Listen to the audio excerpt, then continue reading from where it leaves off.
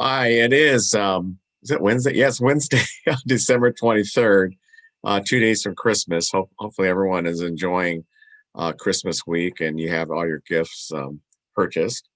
You're saying, Ernie, what happened to your Christmas tree scene?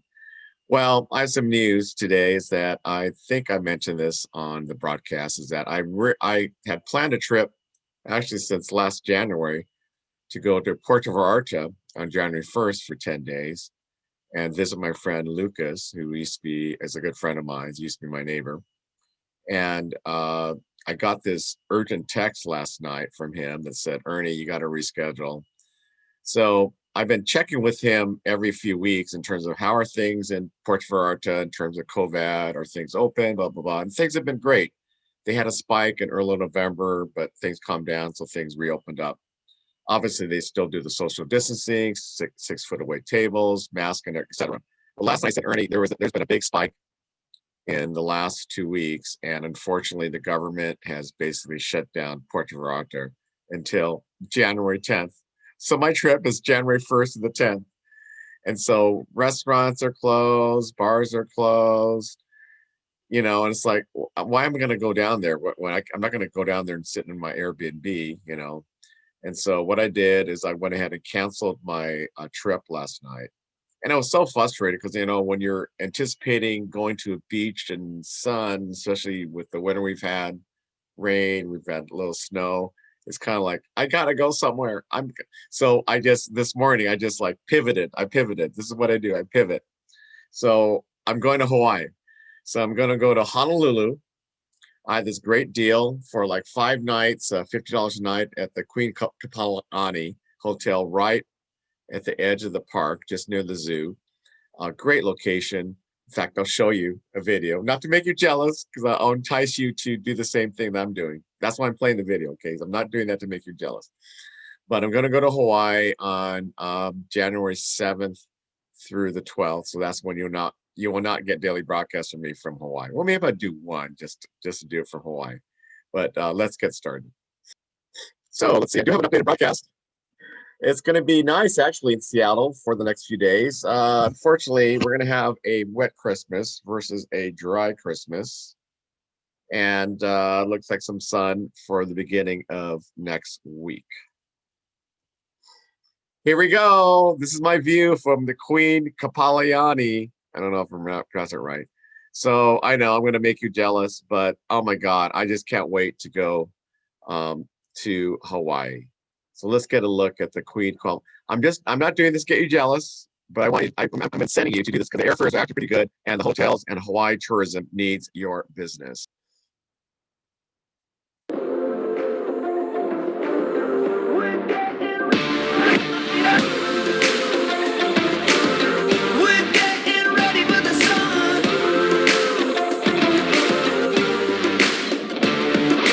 Pedal to the floor, the windows down. Nothing but the road before us now. See the hot yellow sun light up the clouds.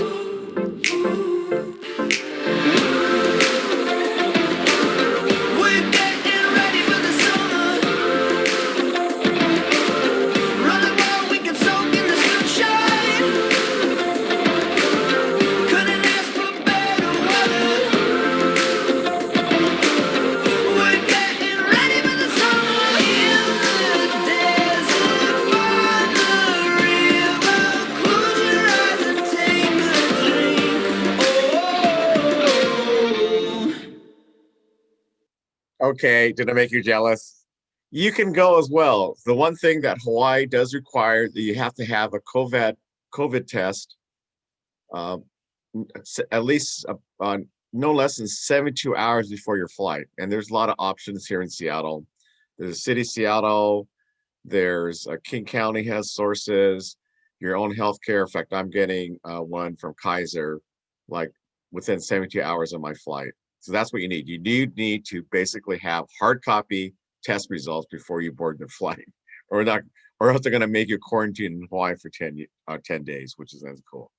And Ken Birkin, I'm going back to you and Gay's stomping grounds. So hopefully you will be jealous. You guys can go. There's nothing to say you can't go. Okay. I love this. So Pat Robertson, Mr. Conservative, 7 Club. He's older than dirt. He actually said to Trump, accept your loss, just move fucking on. I love this. This is great. The Pat Robertson tells Trump to fucking move on. You got to see this. I think it's all over. I think the Electoral College has spoken. I think the Biden corruption has not totally been brought to fruition, but it doesn't seem to be affecting the Electoral College. And I don't think the Supreme Court is going to move in to do anything. And I think we're going to see a President Biden, and I also think we'll be seeing a President Kamala Harris not too long after the inauguration of President Biden. With all his talent and the ability to raise money and draw large crowds, the president still lives in an alternate reality. He really does. People say, well, he lies about this, that, and the other, but no, he isn't lying. To him, that's the truth. He had the biggest crowd on inauguration day. He had more people than ever. He was the most popular people. He saved NBC, but with The Apprentice, you go down the line of things that really aren't true, and people kept pointing to them, but because they loved him so much and he was so strong for the evangelicals were with him all the way. But there was something about him that was good, that God placed him in that office for the time. He's done a marvelous job for the economy. But at the same time, he is very erratic, and he's fired people, and he's fought people, and he's insulted people, and it keeps going down the line. So it's a mixed bag. And I think it would be well to say, you've had your day, and it's time to move on. Oh my God. How do you like that? The most conservative Pat Robertson telling him that he lies and he deceives people. And he says, you know what? You lost. Fucking move on. I love it. This is great. This is like, oh my God. Finally, the religious right actually tells the truth. So, hey, you know what, Pat Robertson? I agree with you for the first time in my life. So I just want to give you an update with the NASCAR. The Restaurant Act was not passed. So basically, what restaurants have to do, they have to take advantage of the programs that were part of the $900 billion bill, Paycheck Protection Program, so they can actually get their payroll covered, their expenses covered, like rent, insurance, utility, etc. For I don't know how many months. I haven't gotten that for like maybe probably 3 months. Tax deductibility, employee protected tax credit, work opportunity credit. And they did expanded the business meal deduction. So now you can deduct business meals 100%. So great. We have the restaurants open. The NBA, I know for you sports lovers, there's a hint that the NBA is going to expand. And obviously, Seattle is probably the number one city they will expand to. So let's hear about the potential return of the NBA to Seattle. Adam Silver there, and now to the People's Commissioner, Rachel Nichols. Adam Silver talking about COVID, also talked about some other things. And one thing really stood out to me. It got me in my soul. Rachel, what was that? Well, Kenny, I want to speak to you and all of your Seattle brethren. For the first time in a long time, Adam Silver said that the league was, quote, dusting off some of the analyses on the economic and competitive impacts of expansion. Now, I want to note the NBA hasn't awarded an expansion team in 18 years. And doing it right now, Adam said, not yet on the front burner. But he did say, quote, we have been putting a little more time into that than they were pre-pandemic. And that, of course, is an allusion to the fact that if the NBA sold the rights to an expansion team now, it would then net the league at least $1 billion, money it could use. So, Kenny, I think I hear Seattle's theme music. It is time to dig those Bring Back the Sonics t-shirts out of your drawer. Yeah, we got a new building being completed. Also, I'm going to put a vote in for Vancouver. That was a nice little Northwest thing we had going. All right, I don't. So I think that the thing about it, they've lost so much revenue during the pandemic, is that the expansion fee will be about $1 billion. So a lot of people believe that maybe Jeff Bezos may be the owner of the Seattle team. And I believe Chris Hansen's team, you know what? They want to actually build their own arena in Soto. I believe that'd be great. I would love to have, because they don't want to split time with the NHL team, the Seattle Krakens, in the arena, the whatever climate change, climate pledge, what the ever the fuck climate pledge arena, the former Key Arena. So I think they're going to basically build their own arena in Soto. The city will give them that. And I believe Jeff Bezos, this is my prediction, okay? I believe Jeff Bezos will be the majority owner. Chris Hansen will be minority owner. He'll run everything. They will build a Soto arena in Soto, where it should be, because that's where all the transportation access is. You have light rail, you have sounder trains, you have the ferries, you have I-90, blah, blah, blah. You don't have the Mercer Street mess. So that's my prediction. So hold me to it. This is a great story. So President-elect Biden's first dogs, and this is going to be the first shelter dogs in the White House. It's amazing. Do you know one thing about Trump? And he's like first president in like 100 years that doesn't have a dog. That's how heartless he is. He is so self-centered, he can't even have a dog.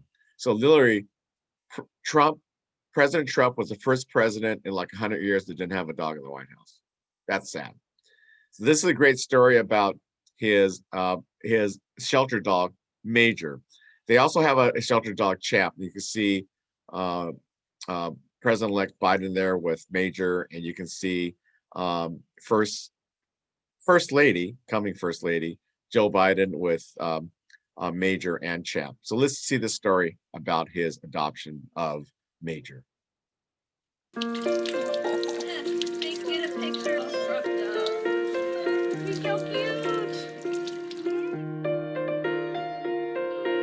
A woman had come in with a litter of these puppies, and she just had let us know that she couldn't care for them.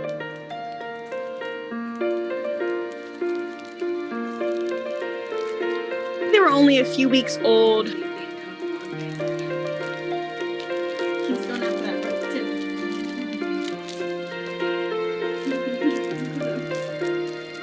So we did a post on Facebook, and Joe Biden's daughter had gotten wind of it and let her dad know. And that's when he reached out and saying, hey, I'm interested in one of those puppies.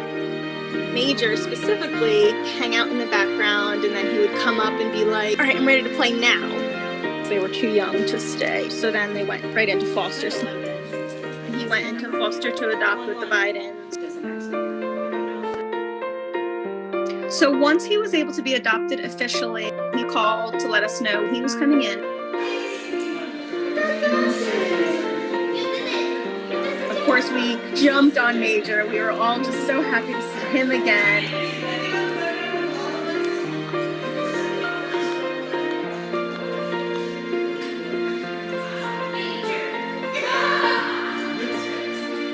The fact that Joe Biden adopted a shelter animal, like having this highlight on shelter animals, is huge. That people are like, it's the first shelter dog that's going to be in the White House. Like, that's just, it's wild. It's just a really, really awesome experience. Thank you very much. Thank you. Congratulations, my Major.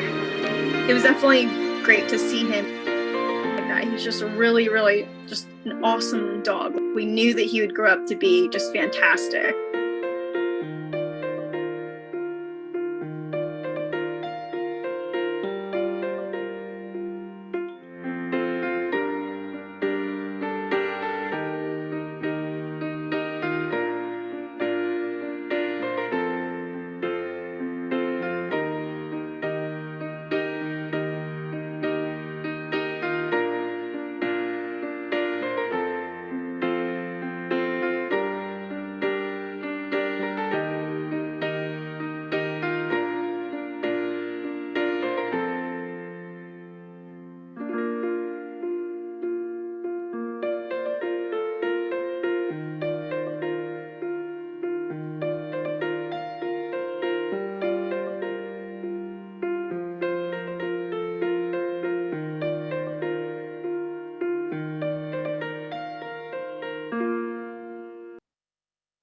Oh, I love that. I'm looking forward. That's a great. The first shelter dog. So that's amazing that they're going to birth first shelter dogs in the White House. That's great. I love Joe Biden. Okay, this is great. So, most favorite holiday movie by states. Look at this. This is very weird. So, for example, Die Hard is very prominent in a lot of states. Die Hard is number one in Washington State. Okay, I'll Be Home for Christmas, Montana, Elf, Edward Scissorhands in California was kind of weird. Die Hard in Nebraska, they agree with us. Home Alone in Texas, Bad Santa in Pennsylvania, Home Alone in New York. So this is weird. So this is a poll. So in every city, or every state, they said, "Who's your favorite Christmas movie, holiday movie?" So that kind of tells maybe the character of that particular state. So that's interesting, right? Home Alone is a lot. Home Alone is in Iowa, Oklahoma, Texas, Florida, Virginia, New York. Home Alone is probably, I would say, probably the number one. Okay, but that's interesting. So Die Hard is interesting. The only reason Die Hard is a holiday movie because it takes place in the Christmas time. So it's interesting, but it's good.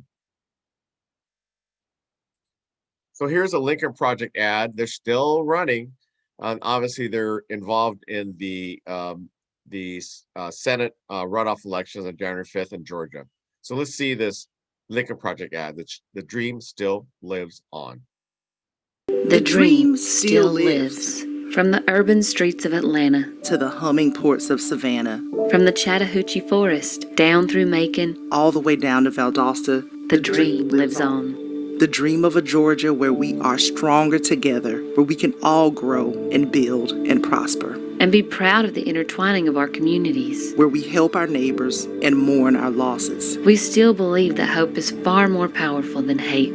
Georgia just voted out the politics of hate, bigotry, and anger. And chose the clear path for better lives for all Georgians. Not just the filthy rich, not just the privileged few. For whom party matters more than Providence. No. The dream is very much alive in Georgia. Because an outstretched hand is always better than a clenched fist. Believe in the dream. Use your vote on January 5th. For Georgia. For America. The Lincoln Project is responsible for the content of this advertising.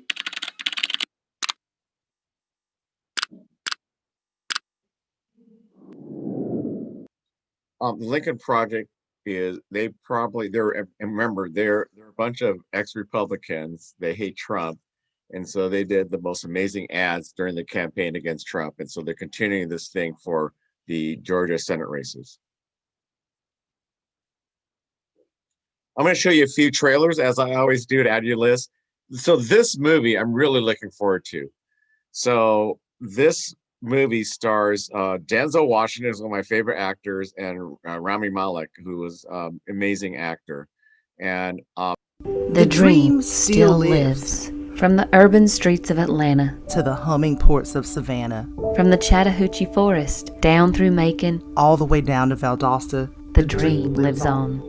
The dream of a Georgia where we are stronger together, where we can all grow and build and prosper. And be proud of the intertwining of our communities. Where we help our neighbors and mourn our losses. We still believe that hope is far more powerful than hate. Georgia just voted out the politics of hate, bigotry, and anger. And chose the clear path for better lives for all Georgians. Not just the filthy rich, not just the privileged few. For whom party matters more than Providence. No. The dream is very much alive in Georgia. Because an outstretched hand is always better than a clenched fist. Believe in the dream. Use your vote on January 5th. For Georgia. For America. The Lincoln Project is responsible for the content of this advertising. Unfortunately, this is not going to be online until January 29th. Again, as I told you before, I'm not selling HBO Max, but you need to get HBO Max. It's $15 a month. You can have 3 people on your account, so you can split it 3 ways, and so it'll be $5 a month. So find 2 other friends, okay? It's amazing. So every Warner Brothers movie that is going to be released in 2021 will debut in the theaters and on HBO Max on the same day. So that's what's happening. So here is The Little Things. This is amazing. Two great Academy Award, actually 3 Academy Award winning actors are in this film. The Little Things. We'll see that. We'll see The Talented Mr. Ripley. I don't know if you saw this one. This is a great movie with Matt Damon, and a few other stars. I can't remember. Kate Blanchett, I believe, and another actor. You'll see. It's a good story. It's a really good story. And then I would say this is probably in my top 10 movie, The Shawshank Redemption. I just saw it this evening and just reminded me what a great movie this is. Great actors. You have a number of actors here that are great. Tim Robbins. It's a great movie. So highly recommend you see this movie. Watch the trailers. So we'll go ahead and watch these trailers. You know him, didn't you? Then you had that one little feeling. But you waved it away. You should have listened to that one little feeling. Just like I'm listening to you now. You can talk to me. I'm all a friend you got. You're not exactly a department favorite. Things probably changed a lot since you left. You still got to catch him, right? Yeah. Not that much has changed then, right? I can assure you all we are taking a 24/7 all-hands-on-deck approach to these cases. Guy's a shark. If he stops, he dies. He likes to drive. Probably has a decent car, maybe 2, high mileage. You must really like my car. I do. How's the trunk space? Something I gotta know. How's a guy with the best clearance rate in the department work 15 years without a promotion? Maybe I didn't go to the right church. When I look in your eyes, what I see, it ain't good.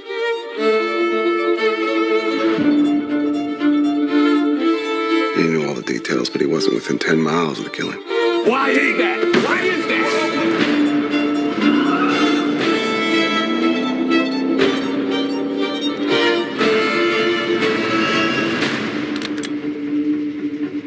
How's the trunk space?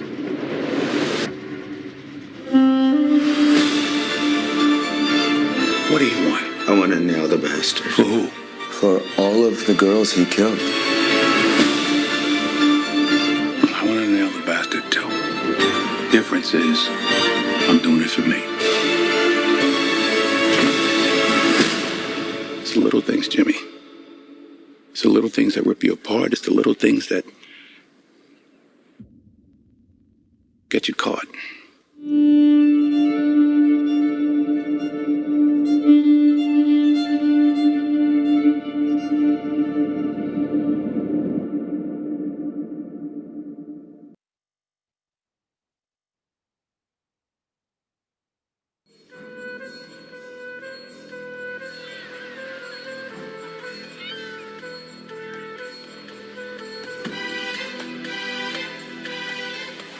Dickie Greenleaf? It's Tom. Tom Ripley. Tom Ripley? We were at Princeton together. Did we know each other? Sorry, what is it? Ripley. How do you do? We'll just be for a little while. No, I like him. Marge, you like everybody. Marge, you like everybody. You stay at Dickie's house, eat Dickie's food, wear his clothes, and his father picks up the tab. What did you actually do in New York? Telling lies, forging signatures, impersonating practically anybody. What?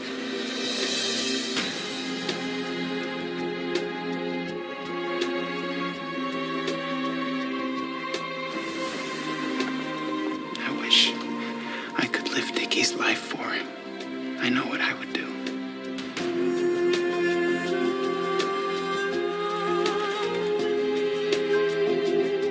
Did I know you at Princeton, Tom? I don't think I did I? I always thought it'd be better to be a fake somebody than a real nobody. Why is it that when men play, they always play at killing each other? I feel like I've been handed a new life. anyone thought.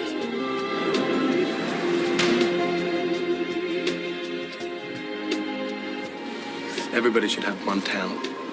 What's yours?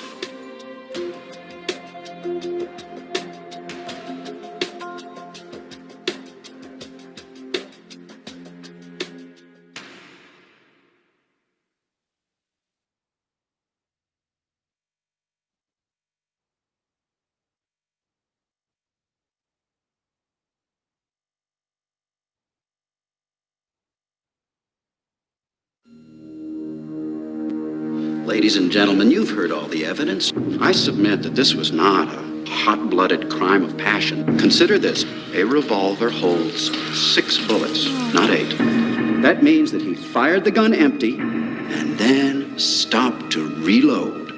By the power vested in me by the state of Maine, I hereby order you to serve 2 life sentences back to back. 1 for each of your victims. So be it.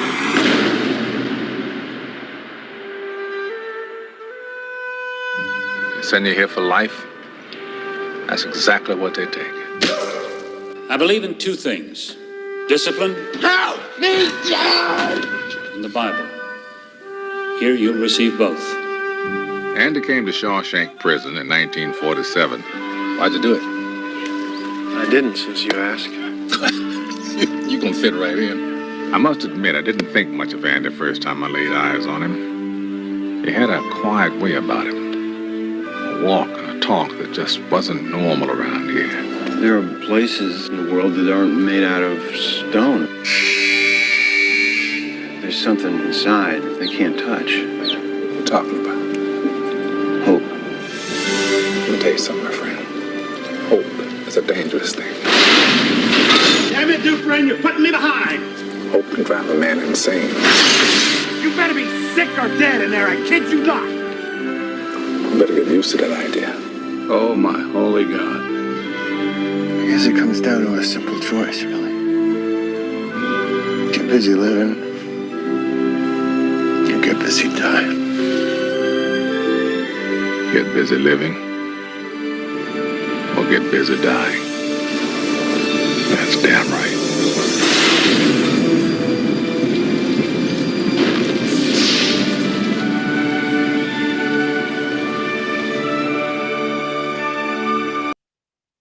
Okay, those are great movies. Like I said, that first one with the Denzel Washington, Rami Malek movie, that is going to be crazy. So that's not going to be online until end of January.